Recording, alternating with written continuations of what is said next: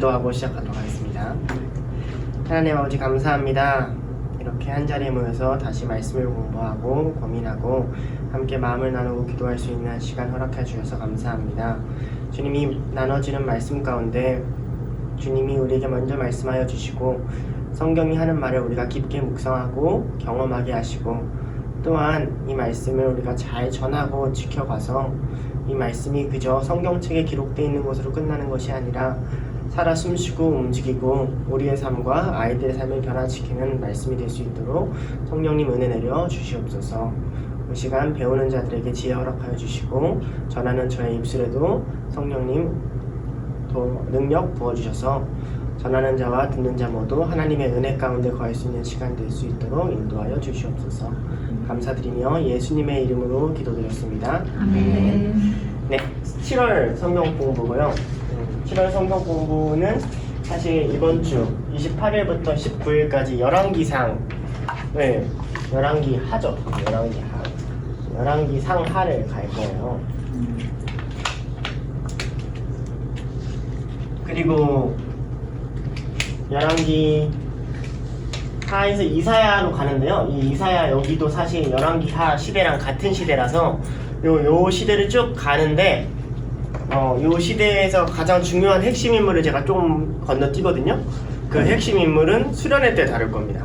이게 엘리야가 되는 거죠. 그래서 이제 총 한 해의 흐름 가운데서도 성경 안에서 좀 이어질 수 있게 하는 거고요. 제가 여기에 참고 자료 하나 올려드렸는데요. 요건 그냥 필요할 때 갖고 계시면 언젠가 성경 볼 때 편하실 것 같아서 제가 준비해드렸습니다. 북이스라엘과 남유다 왕 계보고요. 그 옆에는 역사적인 사건들이고, 그래서 가끔 이 왕이 누구야? 라고 할 때 한 번씩 펴보시면 이 왕 때 옆에 이 왕이 있었고 이런 사건이 있었구나 라는 거 대략적으로 알아보실 수 있을 것 같아요. 자, 그럼 다시 성경 공부로 돌아와서 이번엔 7월달에는 감사하게 4주차라 또 금방 끝낼 수 있을 것 같은데, 먼저는 열왕기서 개요를 가고 그 다음에 다음 주제를 이동하도록 하겠습니다. 열왕기서는 주제가 있어요. 주제가 역사 속에서 주관하신 진짜 왕이신 하나님을 찾는 게 열왕기서의 주제입니다. 알다시피 열왕기는 저 어렸을 때 그랬거든요. 왜 왕이 10명 이상 나오냐, 분명 열왕기인데 저희가 아는 것처럼 나열하다 라는 뜻이잖아요. 근데 영어로 굉장히 간단하거든요. 킹스예요. 왕들 끝입니다. 왕들에 대한 이야기인데, 열왕기서의 특징으로 4가지가 있습니다. 이 4가지를 보면서 열왕기서가 어떤 시대의 배경을 갖고 있는지 저희가 이해를 해야 열왕기서를 읽을 때, 그리고 여긴 기록되지 않았지만 역대기랑 좀 비교해서도 그래서 이 두 책이 좀 대칭되게 적혀있구나를 이해할 수 있어요. 먼저는 열왕기서의 배경이 어떤 반성적인 태도에서 시작했다는 겁니다. 열왕기서는 언제 기록됐냐면 이스라엘이 멸망하고 포로기로 끌려간 그 시점에 기록된 책이에요. 문제는 포로기로 끌려가서 하나님이 어떤 일을 벌이시고 회복하시는 걸 아직 못 본 상태에서 기록한 책이에요. 그러니까 열왕기는 이런 거랑 같은 거예요. 일제강점기가 닥치고 이제 고종에서 조선 왕조가 끝나고 아직 독립운동이 제대로 일어나기 전, 그때 앉아서 우리나라는 왜 이 모양 이 꼴이 되었을까를 고민하면서 우리가 지금 놓쳤던 게 뭘까를 다윗의 마지막부터 시작해가지고 다시 한번 추적해 나가는 책이 열왕기서의 핵심입니다. 열왕기서는 엄청난 이 반성적인 내용이 있어요. 이제 일단 그렇습니다. 두 번째, 그러면서 어떤 반성을 같이 하냐면 이런 반성을 같이 해요.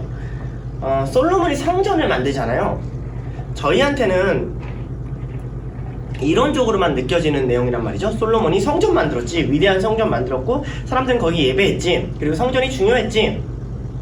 근데 그 성전의 위상이 얼마나 중요했냐면 일반인들한테는요, 사실 하나님의 율법이나 말씀이라는 것이 손에 쥐게 다가오기는 참 어려웠습니다. 책이라는 게 참 비쌌거든요. 그러니까 제사장이 전해주거나 아니면 부모님들이 노래로 시편 노래 몇 개나 율법 노래, 쉐마 이스라엘 같은 거를 계속 노래해주지 않는 한 그들은 그냥 말씀을 그렇게 흘려들었고요. 그들이 보기에 하나님이 살아계시는 상징이 어디 있어? 라고 하면 성전 건물이었단 말이죠.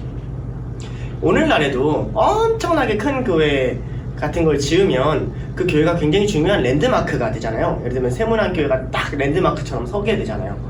그런데 이스라엘 전체에서 성전이라는 위상이 엄청 컸는데 그 성전이 무너진 걸 처음으로 본 겁니다.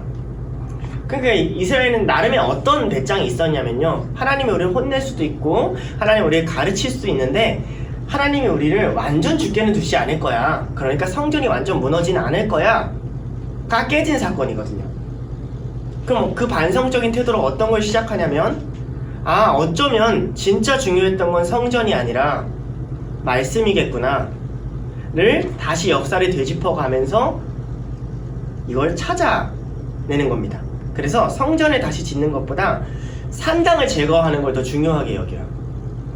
그러니까 하나님이 머물 성전을 지어라 라는 말은 사실 율법서에 없잖아요. 대신에 어떤 말이 있냐면 우상을 섬기지 말아라 라는 말은 엄청나게 많이 반복되잖아요. 그러니까 성전보다 말씀이니까 산당에서 제사했더라, 산당이 문제더라를 지적하는 것은 사실은 말씀이 지켜지지 않는 부분을 찾아내는 것이 더 좋은, 멋있는, 보여주기 좋은 신앙생활을 세우는 것보다 중요해 라는 관점을 가지고 있는 게 열왕기서의 특징이죠.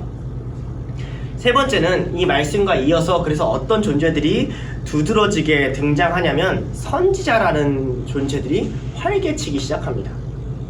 저희가 아는 많은 선지자들이 여기서 많이 등장을 해요. 가장 대표적으로 이제 나중에 구조를 할 때도 볼 건데요, 열왕기서의 수많은 왕들 가운데 가장 중심에 나오는 이야기가 엘리야와 엘리사 이야기입니다. 선지자가 핵심이 되는 이야기예요. 그럼 왜 선지자가 핵심이 되냐? 어떤 왕들과 어떤 역사적인 사건이 있어도 뭐가 중심이냐면 하나님의 말씀이 중심이다라는 걸 설명하기 위해서 그렇습니다. 동시에 이게 네 번째가 굉장히 재밌는 특징인데요, 이방의 복음이 전해지는 게 적극적으로 표현되는 책이에요. 하나님께서 이스라엘을 멸망시키신 반성 가운데 어떤 고민을 같이 하게 되는 거냐면, 우리는 단지 멸망하고 그냥 이방으로 끌려간 것뿐만 아니라 그렇게 끌려가게 한 우리들을 통해서 다시 하나님이 우리들 뿐만 아니라 온 세상에 은혜를 흘려보낼 수 있겠구나라는 사고의 확장까지도 됩니다. 사실 여기 지금 적어둔 나아만이나 수넴 여인을 제외하고도 솔로몬 시대로부터 솔로몬에게 지혜를 물으러 온다든지 이런 이방이 계속 하나님을 찾고 하나님의 선지자들이 이방에서 일을 하고 라는 세계 가운데 하나님이란 참 왕이신 하나님을 드러내요. 이게 이스라엘한테는 참 중요했어요. 만약 하나님이 온 세계 가운데 통치할 수 있는 하나님이라면, 성전이 멸망해도 여전히 모든 나라를 다스리는 하나님이라면 포로가 되는 우리에게도 여전히 다스리는 왕이 있겠구나 라는 인식을 세울 수 있기 때문에 그렇습니다. 열왕기서의 핵심 인물들 볼게요. 솔로몬은 좀 제외로 뒀어요. 왜냐면 솔로몬은 악한 왕과 선한 왕 중에 어디에 들어가지 않고 솔로몬 아래서부터 이 카테고리가 나눠지거든요. 솔로몬은 사실 반반입니다. 약간 후라이드 반 양념 반 같은 사람인 거죠. 대신 그 다음에 악한 왕과 선한 왕이 나뉘게 됩니다. 선한 왕의 기준은 다윗이에요. 물론 선한 왕은 이보다 더 많지만 가장 대표적으로 가장 선했다고 여겨지는 왕이 히스기야랑 요시야입니다. 둘 다 종교개혁을 했어요. 그 다음에 대표적으로 악했다고 여겨지는 왕이 여로보암, 르호보암, 아합과 여로보암 2세입니다. 여기서 아합과 여로보암 2세는 북이스라엘이라는 나라에 엄청난 전성기를 이끌었던 두 명의 왕입니다. 두 다른 왕조거든요. 근데 각각 큰 전성기를 이끌었어요. 이게 되게 또 아이러니하죠. 그리고 가장 대표적인 선지자로는 엘리야와 엘리사가 있습니다. 그걸 제외하고도 여로보암 2세 때 대표적인 선지자인 요나가 있고요. 그 다음에 히스기야 시대 때 대표적인 선지자인 이사야 같은 수많은 선지자가 사이드로 나오지만 아무튼 열왕기서 자체에서 가장 두드러지는 선지자로 등장하는 건 엘리야와 엘리사고, 엘리야와 엘리사는 이후에 나오는 우리가 막 보통 문서 선지자라고 하는 이사야부터 말라기까지 이들의 모델이 됩니다. 선지자는 저런 거지.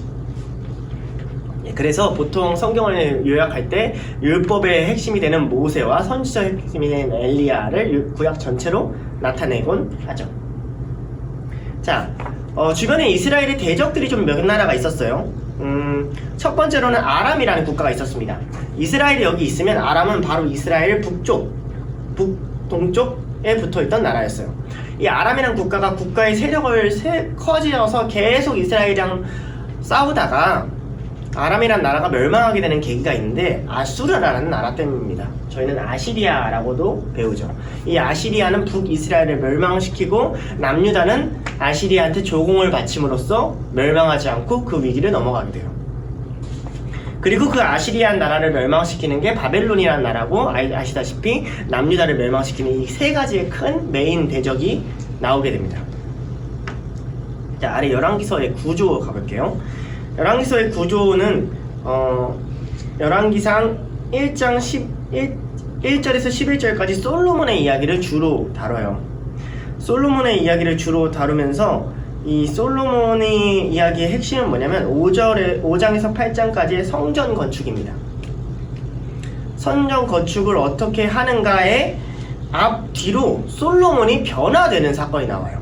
솔로몬이 성전 건축하기 전에는 지혜롭고 선한 왕으로 나타났다가 성전 건축이 끝나고 나니까 외교를 하는데 타락을 하기 시작하는 모습이 드러나기 시작해요. 이 솔로몬이 성전을 전으로 타락했다는 건 이스라엘에게도 굉장히 중요한 통찰을 줍니다.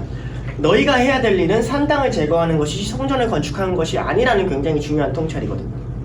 솔로몬부터가 성전을 건축하는 과정 가운데 그것이 마치고 난 다음에 어떻게 변질되었는지를 보여주기 때문에 그래요. 그리고 나서 이제 국가의 분열에 대한 사건이 12장부터 16장까지 나오고, 남유다는 르호보암이, 북이스라엘은 여로보암이 차지하게 되죠. 여기서 우리가 좀 이해할 게 있는데요. 우리는 그냥 남유다와 북이스라엘 많이 들어보셨잖아요. 어떤 나라가 압도적으로 강했을까요?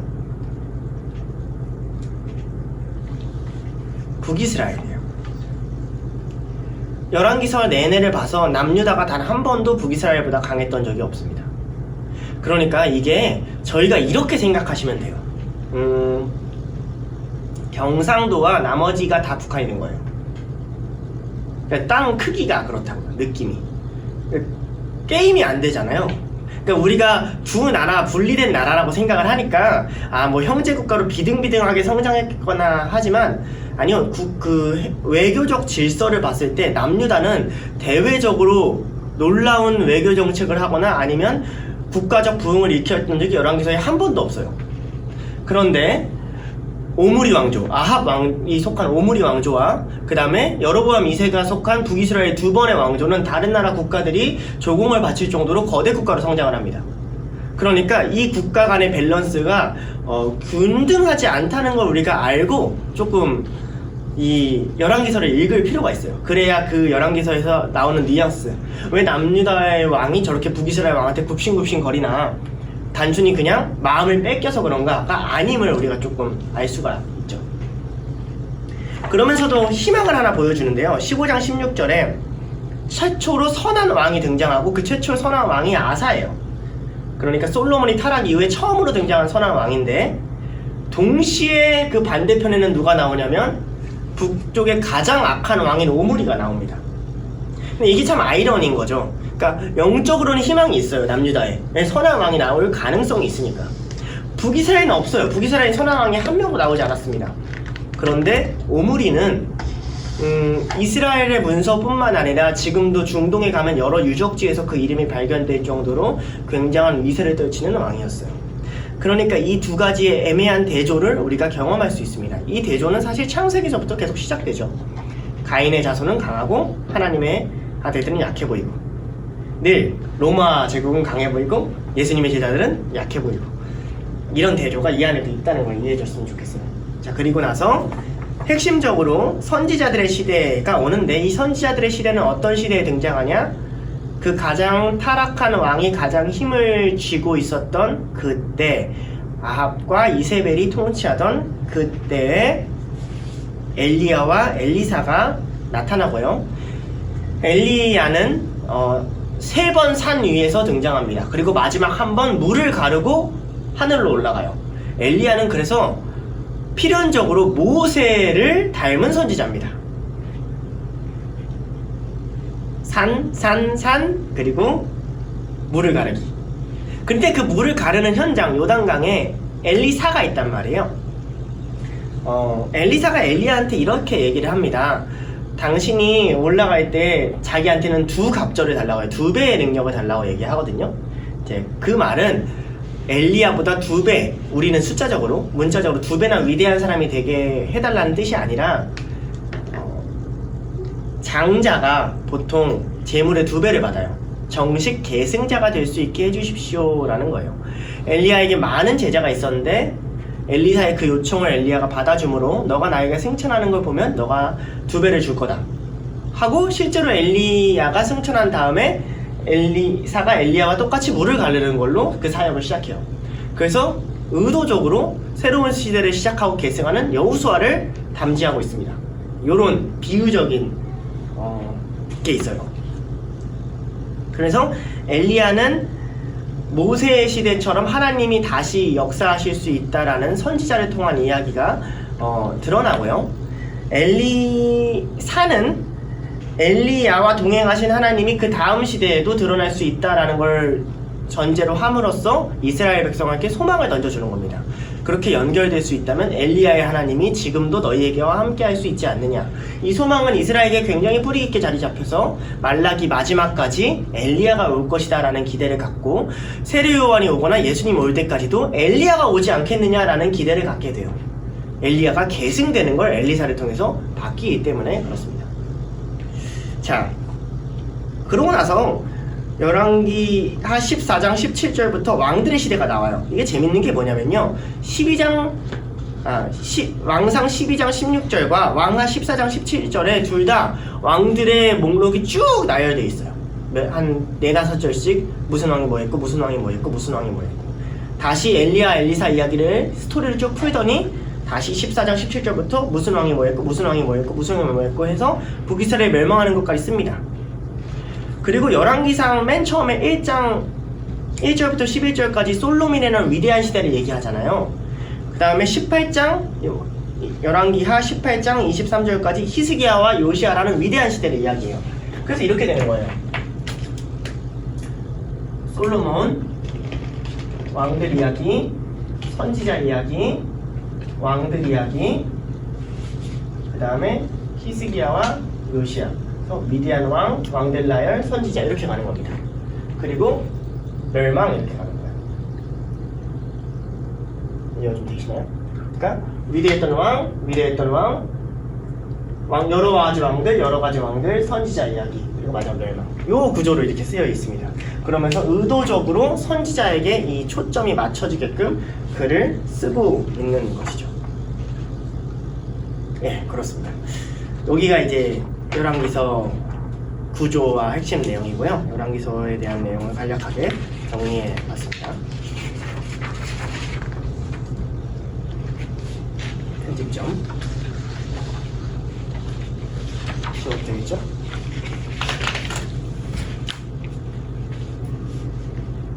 질문이 있으시면 언제든